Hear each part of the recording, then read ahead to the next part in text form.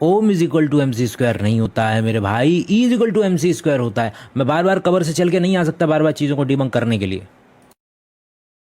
सही बोल रहा है, बार बार कबर से नहीं आ सकता डिबंक करने के लिए। तो सुनो एक बार ध्यान से।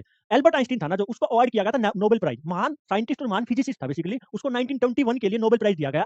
एनटीपीसी सीबीटी 2021 शिफ्ट 1 में 20 जनवरी को ये सवाल पूछा गया। इसमें पूछा उसने कि 1921 में तो मिला, लेकिन इसने पूछ लिया थोड़ा सा ट्रिकी दे दिया कि किसके लिए मिला, फोटो इलेक्ट्रिक इफेक्ट के लिए मिला, रेडियो एक्टिविटी के लिए मिला, डॉपलर इफेक्ट के लिए मिला, थ्योरी ऑफ रिलेटिविटी के लिए मिला, किसके लिए मिला। बहुत सारे लोग जिन्होंने एल्बर्ट आइंस्टीन के बारे में सुना है वो सीधा आंसर लगाएंगे थ्योरी ऑफ रिलेटिविटी, और जो कि गलत हो जाएगा। इसका सही जवाब होगा photo electric effect. Photo electric effect का जो कंसेप्ट दिया था एल्बर्ट आइंस्टीन ने, उसके लिए उसको 1921 में क्या मिला था, नोबेल प्राइज मिला था। और ध्यान रहे 1921 में तो उसको नोबेल प्राइज के लिए अनाउंस किया गया मिलेगा, लेकिन वो मिला नहीं उस साल उसको। एक्चुअली उसको जो नोबेल प्राइज मिला ना वो मिला 1922 में। 1922 में उसको नोबेल प्राइज मिला था। तो कोई पूछ ले तो मिला कब उसको, 1922 में। लेकिन 1921 के लिए जो नोबेल प्राइज था वो उसको 1922 में मिला था। अब तो काम की बात बता ही देता हूँ और भी रुकूंगा नहीं भाई। पहले एक इसका डायलॉग सुनो। इसने बोला था भाई, एल्बर्ट आइंस्टीन ने आर्ग्यू किया था कि साइंस विदाउट रिलीजन इज लेम। उसने बोला कि भाई साइंस ना धर्म के बिना, रिलीजन के बिना लेम है। और उसने एक और बात बोली कि religion without science is blind. और उसी के साथ साथ अगर रिलीजन के साथ हम साइंस को ना जोड़े तो वो ब्लाइंड हो जाएगा। ये उसका एक फेमस डायलॉग है। अपने आर्टिकल में साइंस एंड रिलीजन एक आर्टिकल था, उसने 1940 में पब्लिश किया था ये आर्टिकल। उसमें ये बात लिखी थी, उसने आर्ग्यू किया था एक्चुअली दुनिया के सामने कि ये मेरा आर्ग्यू है भाई, science without religion is lame and religion without science is blind. 1940 में आया था ये आर्टिकल उसका। ध्यान से सुना। फोटो इलेक्ट्रिक फैक्ट क्या होता है, ये भी पूछ सकता है आपसे एग्जाम में।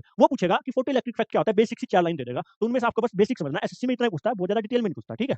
तो फोटो इलेक्ट्रिक फैक्ट क्या होता है, जब भी लाइट एक मेटल पे गिरती है, when light shines on a metal, electrons can be ejected from the surface of the metal. कि कोई मेटल है उसके ऊपर जब लाइट गिरेगी ना तो उसके सरफेस से, मेटल के सरफेस से इलेक्ट्रॉन्स बाहर आएंगे, ठीक है। इजेक्शन होगा, इजेक्शन ऑफ इलेक्ट्रॉन्स होगा। और इसी कांसेप्ट को उसने क्या बोला, photo electric fact. Basic definition है ये, बहुत ब्रॉड में पढ़ोगे तो वो एक अलग बात है। बेसिक डेफिनेशन ही आपको पढ़नी है। हाँ, फिजिक्स के लिए बहुत ही ज्यादा माने जाने जो एल्बर्ट आइंस्टीन माने जाने जाते हैं, तो उसके ऑनर करने के लिए, उसको तो सेलिब्रेट करने के लिए international year of physics declare किया था यूनाइटेड नेशन ने। कब डिक्लेयर किया, तो 2005 में डिक्लेयर किया। 2005 का जो ईयर था ना हमारा, इंटरनेशनल ईयर ऑफ फिजिक्स था। ये भी सवाल पूछा हुआ है 2005 का। क्यों है ये, क्योंकि 1905 में, अब बात करेंगे हम थ्योरी ऑफ रिलेटिविटी की। 1905 में उसने क्या दिया था, थ्योरी ऑफ रिलेटिविटी दिया था। थ्योरी ऑफ रिलेटिविटी था जो, वो 1905 में एल्बर्ट आइंस्टाइन ने दिया था, ये ध्यान रहे। उसी के 100 साल बाद उसको ऑनर करने के लिए 2005 में international year of physics declare किया यूनाइटेड नेशन ने, ठीक है। इंपॉर्टेंट है। और ये वही वाली थ्योरी है जिसमें अभी वो बोल रहा था कि डिबंक करने नहीं आऊंगा।